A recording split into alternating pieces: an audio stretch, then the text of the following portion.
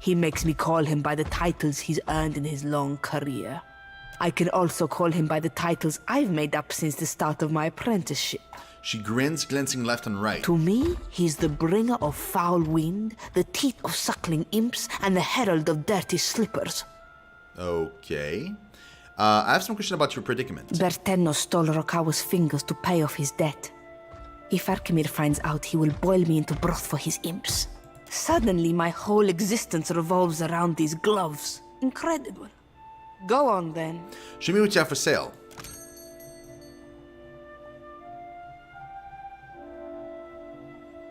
Oh, you do have some special things there. Weightless grimoire?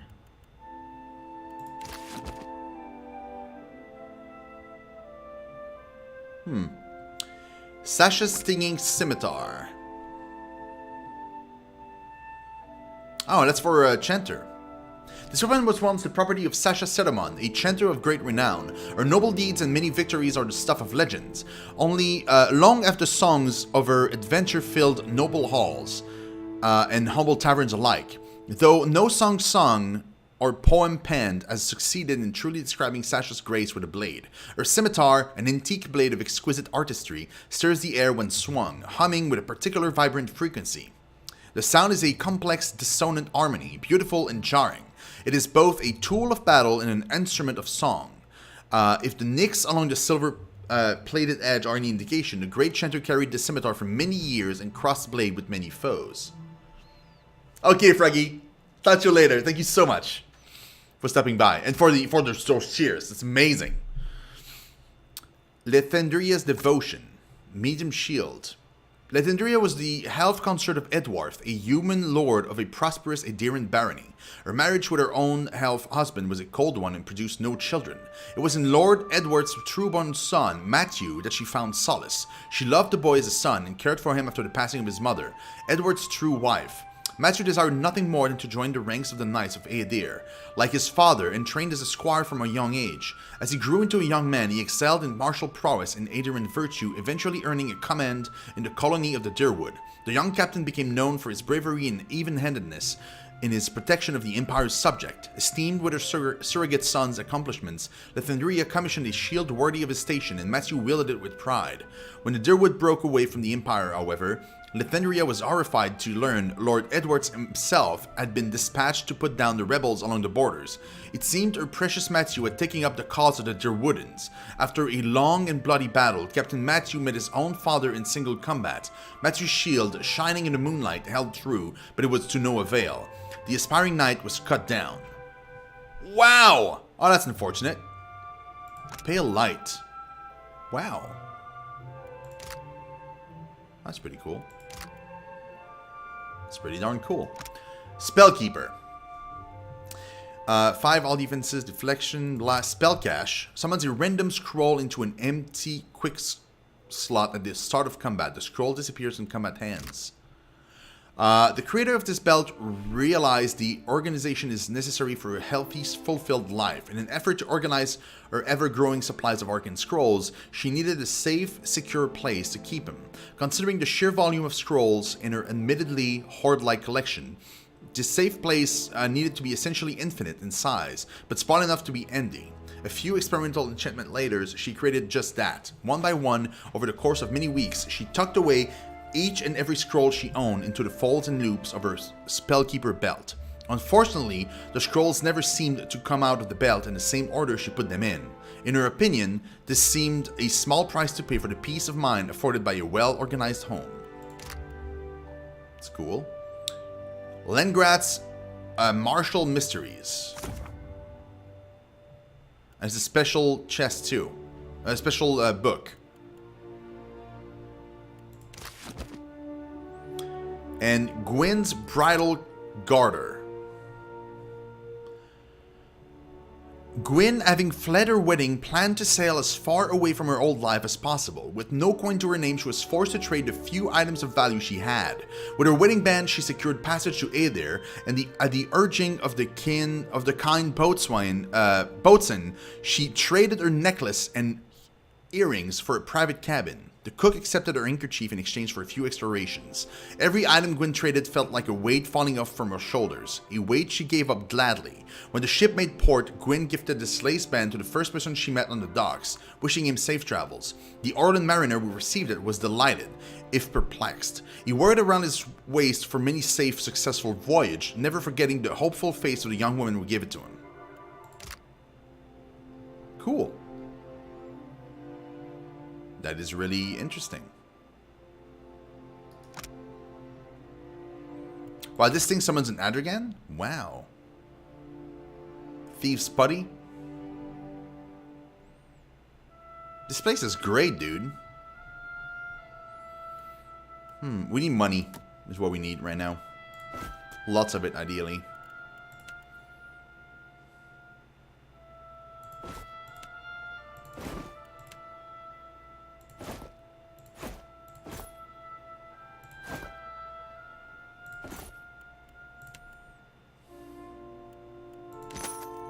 Hey, we got money again. Sweet baby Jesus. Maybe I ought to get some of the magic stuff there. Like maybe not the shield, obviously, because it's too expensive. But maybe Spellkeeper would be good. I don't know.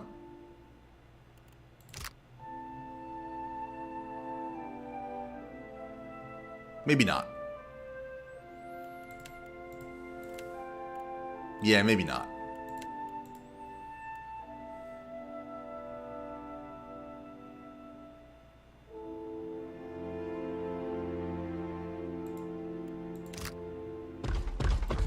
Hey there. We're all in this together. Okay, let's go. Let us leave this place.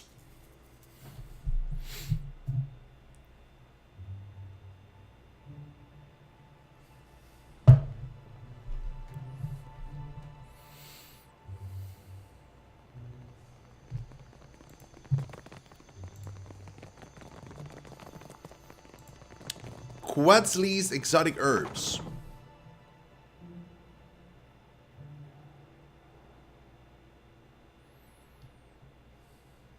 Interesting.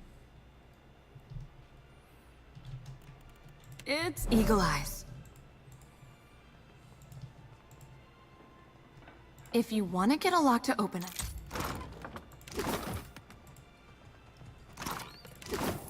Yeah, that was kind of lame.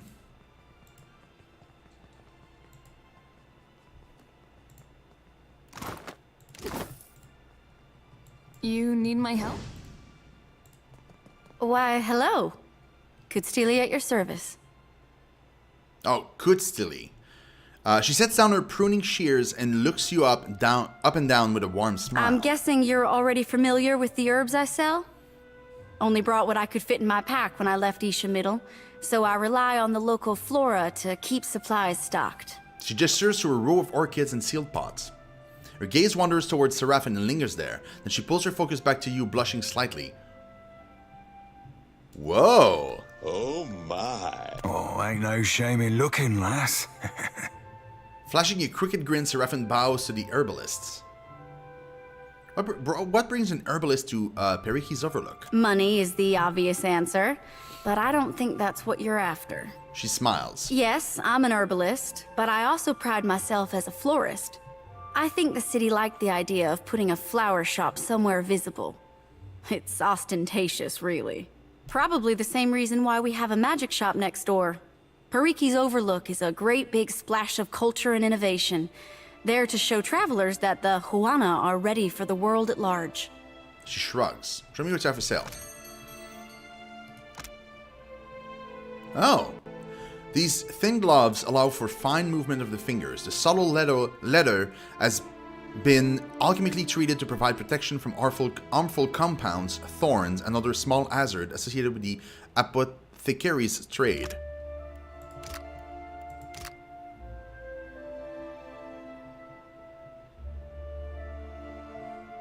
A lot of drugs and ingredients. Hey there. Interesting. Man, this one map here is a lot smaller and there's a lot less to do in this place, it seems, than the previous ones. The previous maps, like, it took forever. Like, it took like 2 or 3 streams per almost. Like, it was kind of crazy. Whereas this time, We're all in this together. seems pretty chill.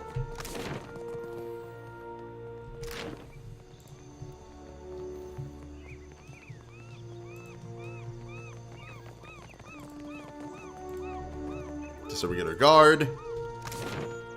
We've been in all those. We haven't been in there, though. The Water Shapers Guild thingy, we haven't been.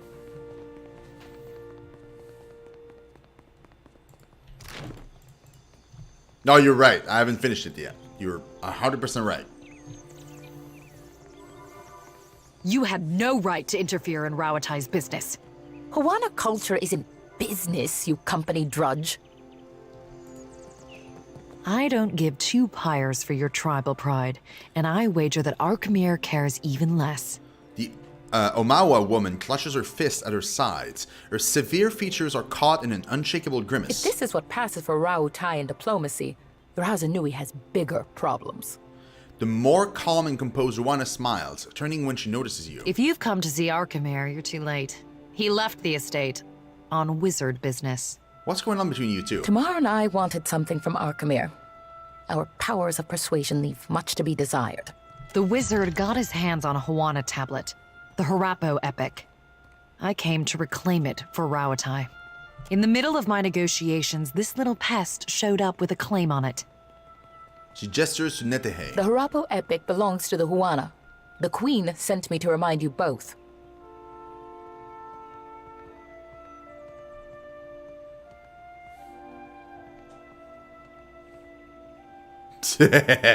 Oh, I kind of want to do this. You don't mean this Arapo epic, do you? Hand that over at once. It's an artifact of the Huana people, crafted by Huana hands. Netehe opens her palms and raises an eyebrow.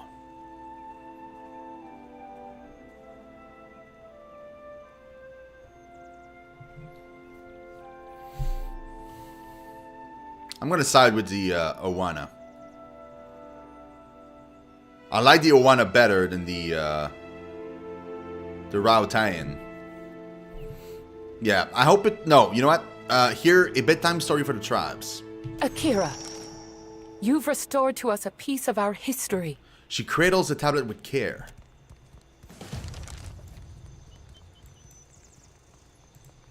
Well, here we go. That was worth. A stray cat! Jewels.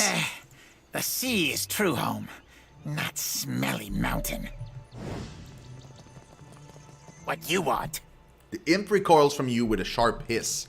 What are you doing here?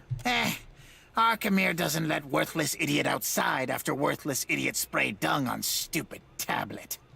But Arkemir not home. A mischievous grin splits the imp's bony features. So worthless idiot watches the ships come in. Looks at all the tasty gulls. It sighs down at the vista of oceans and docks. What, your name is Worthless Idiot? Those Arkemir's big words. Gave name, but worthless idiot no understand.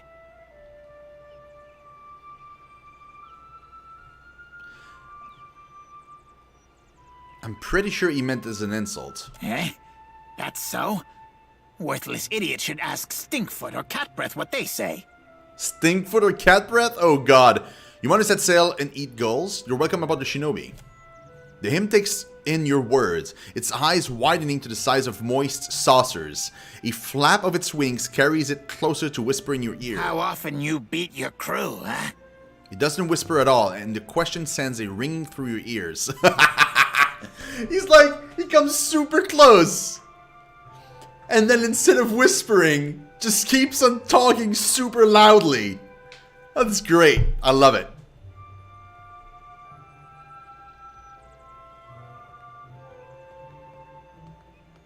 I don't. Not yet, at least.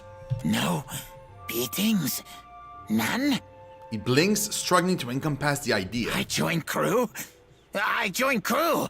The imp flutters in an excited little circle. It points down at the distant shape of Queen's Birth and salivates at the sight of gulls landing on the ringing of the shinobi. Hey, we got another dude! Woo! An engraving in the base of the statue reads, Periki, first guildmaster of the Water Shapers Guild. She looks down, cast, and introspective. Oh. I'm grabbing these. You guys don't mind. Not sure I can.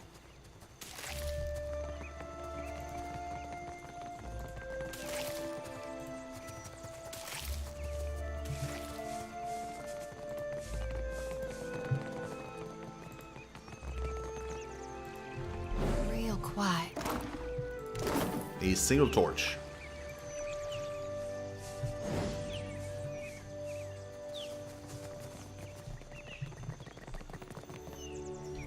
Save it up.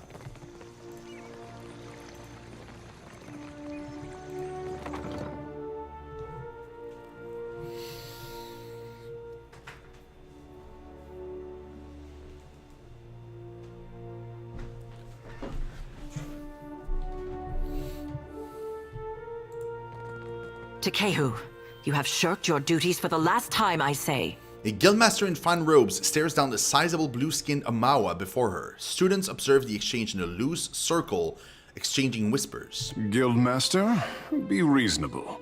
He tosses his anemone-like hair, which glows faintly as each bulbous strand settles in place. I skipped one lecture to travel up the mountain. Still, the palace is closed until you present me before Onikaza. He crosses his arms and raises one eyebrow. The murmurs of the crowd grows in volume. You went alone. I asked for patience, but as usual, you make a trench out of a tide pool. She pacifies her tone, suddenly conscious of the onlookers. Don't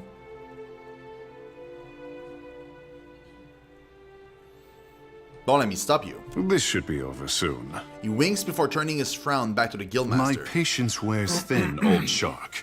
You have stifled me enough for one trip through Rakuhu's bowels.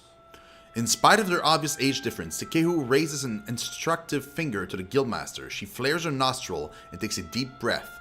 I say Ngati weeps at her petulant spectacle of a child.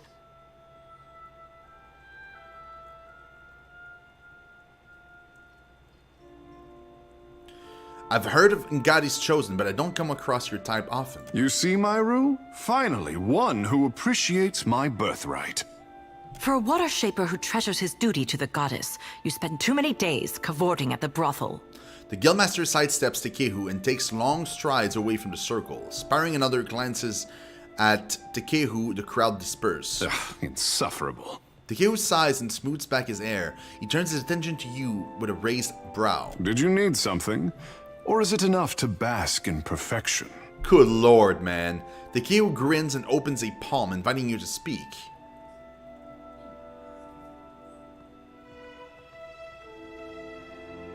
Water shaping sounds like a prestigious talent. Well, through our connection to the gods, the Hawana mold water like it is clay, easing it into an assumed form. Grinning, Takehu adjusts his posture to assume a flowing, almost weightless stance. We could sink every ship in Rawatai's fleet if they drew too close to the city, but some of us have gentler tastes. He sighs and stands once more at ease. Some of us see water shaping for what it is, a gift of divine expression. So you're a water shaper? Well, surely you have seen my works across Nekitaka. Takehu knits his brow with immediate concern. Look to the antechamber of the Kahanga Palace for my Apple of Ngati, or to the luminous bathhouse for my Dance of the Wanton Priestess. Takehu folds his arm and nods towards the door. For as long as there have been Hawana, there have been water shapers. But only since Takehu has water shaping been art. Oh god, dude, you're so full of yourself. I take it you and the guildmaster don't get along. Kira, I bring art to the Guild of Water Shapers, but they do not tolerate expression here. What I am is to blame, I say. Ngati's Chosen. Kira, the locals revere anything to do with the sea. Water shaping is Ngati's gift to the Hawana, and apparently I am too. Savior to the tribes. He folds his arms and grimaces.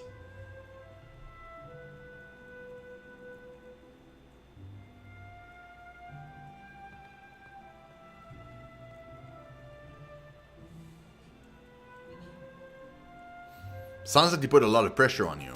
The only question is, do I return to my duties, or while away a few hours in the bathhouse? The Kehu tugs on his ears and purses his lips. The bathhouse. Definitely the bathhouse. The waters are fine, I say. Finer still with company. His grin widens even further as he appraises you. Sighing to himself, the Kehu scans you up and down. He casually clears his throat and glances away.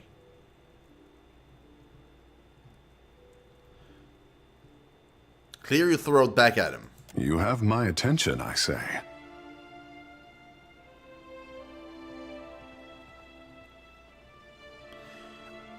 Have you got something to tell the crown? Kara, I sent the prince a missive and heard nothing back. The Kehu crosses his arms and sighs. He is a busy warrior in a time of peace, I say. Let's go talk to him together then. Being a watcher tends to open doors. A watcher? And here I am, used to being the freak of Pariki's Overlook. He rests a hand on his grips and grins. What does a watcher do?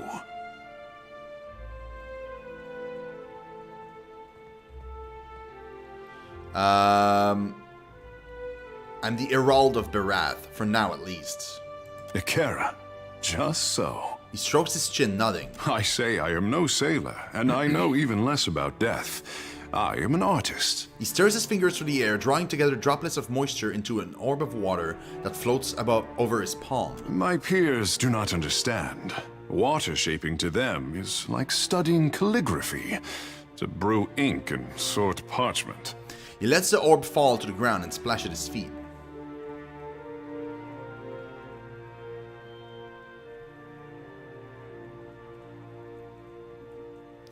Well, I'm curious to see what you can do. The tide brings unexpected gifts. You are not unknown to me, I say. Whispers of an Adra Colossus reach my ears, and louder whispers of a corpse who follows him. The Kehu raises one of his brows. What will you do when you catch up to this walking god?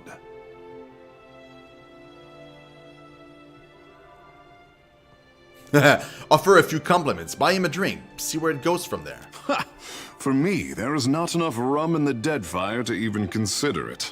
If it untangles me from the guild's apron strings, then you can mount me as the figurehead of your fair ship. The Kehu inclines his head and touches a circular marking on his brow. Our quarters may smell of fish before long, but your crew will be more beautiful by association, I say. He winks. Do the rest of us have a say in the matter? He glances between you and Takehu, irritation plain on his face. Lead on.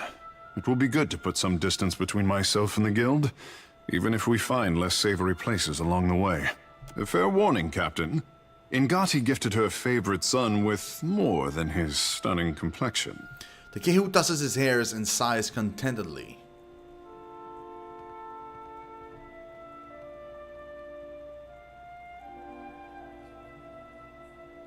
Are you hiding an anglerfish lure under that robe? Leave the lure out of this, Captain. I say you will learn. In time. He winks, his eyes suddenly as dark as beads of polished onyx. Oh, it can be a mix between a chanter and a druid.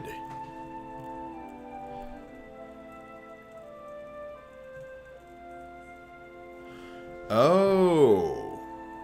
Maybe I should have a druid enchanter? We don't have any of these. He does? The Theurge is unique? Oh, druid unique subclass. Okay. So I should go full druid with this dude.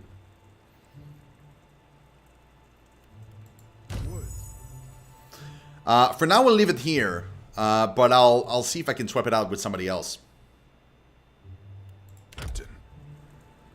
It's later on. I see where you're going. I probably would swap him out with like Seraphin.